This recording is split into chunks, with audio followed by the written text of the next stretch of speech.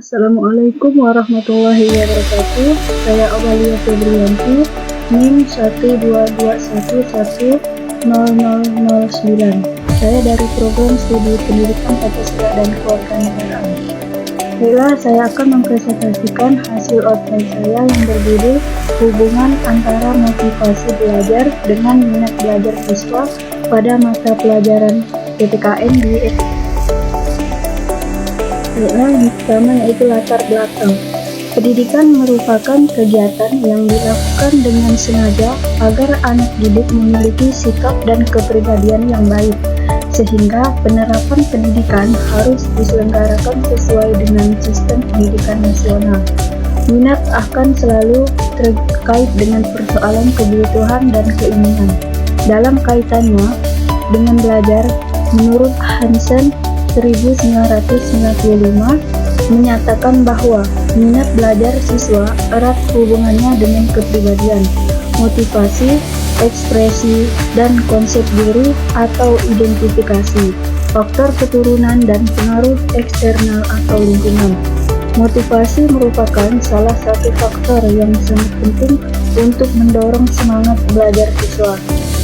Di dalam motivasi juga terdapat keinginan dan cita-cita yang tinggi. Motivasi merupakan dorongan untuk seseorang melakukan sesuatu untuk mencapai tujuan tertentu. Menurut MC Donald, motivasi adalah perubahan energi dalam diri seseorang yang ditandai dengan munculnya feeling atau didahului dengan tanggapan terhadap adanya tujuan. Selanjutnya, masalah dan submasalah. Berdasarkan latar belakang penelitian di atas yang telah dipaparkan, maka masalah umum dari penelitian ini adalah bagaimanakah mengembangkan motivasi belajar dengan minat belajar siswa pada mata pelajaran PPKN di SMA Negeri 1 Simatangkap. Permasalahan umum tersebut kemudian dipersempit dengan tujuan agar permasalahan yang diteliti tidak terlalu luas. Adapun masalah-masalah khusus dalam penelitian ini adalah sebagai berikut.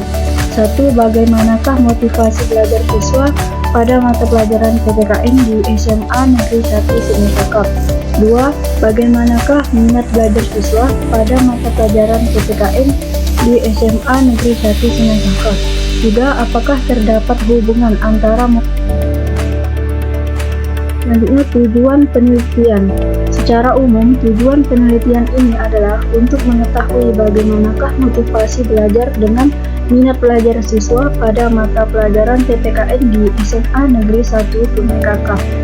Berdasarkan tujuan umum tersebut, kemudian dapat dijabarkan kembali menjadi beberapa tujuan khusus, yaitu sebagai berikut. 1. Untuk mengetahui peran guru dalam mengembangkan motivasi belajar siswa pada mata pelajaran PPKN di SMA Negeri 1 Simatangkap. 2. Untuk mengetahui peran guru dalam mengembangkan minat belajar siswa pada mata pelajaran PPKN di SMA Negeri 1 Simatangkap. 3. Untuk mengetahui hubungan antara motivasi dengan Selanjutnya, manfaat penelitian. Suatu penelitian dipandang bermakna apabila hasil temuannya bermanfaat teoritis maupun praktis. Yang pertama, manfaat teoritis. Hasil dari penelitian ini diharapkan dapat memberikan wawasan yang luas, khususnya bagi guru mata pelajaran pendidikan Pancasila dan Kewarganegaraan dalam menerapkan strategi pembelajaran yang efektif guna meningkatkan motivasi dan minat belajar. Yang kedua, manfaat praktis bagi siswa. Demikian ini diharapkan dapat memberikan informasi kepada siswa atau siswi akan pentingnya motivasi dan minat belajar siswa-siswi di sekolah. Bagi guru, penelitian ini diharapkan dapat memberikan informasi kepada guru-guru, terutama guru pendidikan Pancasila dan Kewarganegaraan, guna mengetahui bagaimana strategi yang tepat harus dilakukan oleh guru. Yang ketiga, bagi pendiri, untuk menambah pengetahuan bagaimana strategi yang tepat dalam meningkatkan motivasi dan minat. Selanjutnya, ruang lingkup penelitian. Menurut Silaen 2018 mengungkapkan bahwa variabel penelitian adalah konsep yang mempunyai bermacam-macam nilai atau mempunyai nilai yang bervariasi. yakni suatu sifat, karakteristik, atau fenomena yang dapat menunjukkan sesuatu untuk dapat diamati atau diukur yang nilainya berbeda-beda atau bervariasi. Berdasarkan pendapat di atas, yang menjadi variabel penelitian ini adalah peran guru PPKN dalam meningkatkan motivasi belajar dan minat belajar siswa pada mata pelajaran PPKN di SMA Negeri 1 Semakakap dengan indikator variabel sebagai berikut. 1. Memperjelas tujuan yang ingin dicapai. 2. Menggunakan metode dan kegiatan yang beragam. 3. Menciptakan suasana yang menyenangkan dalam belajar. 4. Menjunjung dan mendukung. Selanjutnya, metode dan bentuk penelitian. Metode penelitian pada dasarnya merupakan cara ilmiah untuk mendapatkan data dengan tujuan dan keinginan tertentu yang digunakan dalam penelitian. Dalam hal ini lebih kepada penelitian kuantitatif deskriptif. Menurut Sudiono 41, metode deskriptif adalah penelitian yang dilakukan untuk mengetahui nilai variabel mandiri, baik satu variabel atau lebih, tanpa membuat perbandingan atau menghubungkan dengan variabel lain. Pada penelitian ini, peneliti tidak mencari atau menjelaskan hubungan variabel, namun lebih kepada gambaran hubungan pihak yang terlibat pada peneliti ini. Selanjutnya, lokasi dan sumber data penelitian. Pertama, lokasi.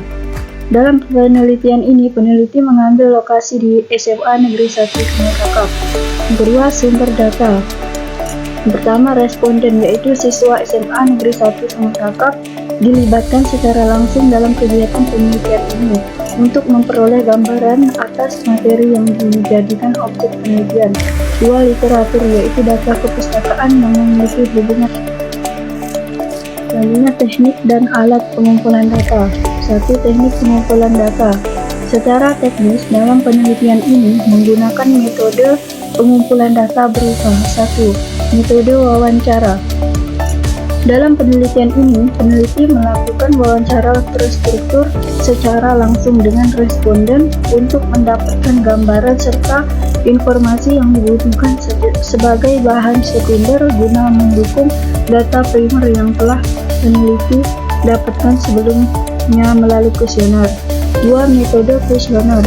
Kuesioner adalah suatu daftar yang berisikan pertanyaan-pertanyaan yang harus dijawab atau dikerjakan oleh orang-orang yang menjadi sasaran.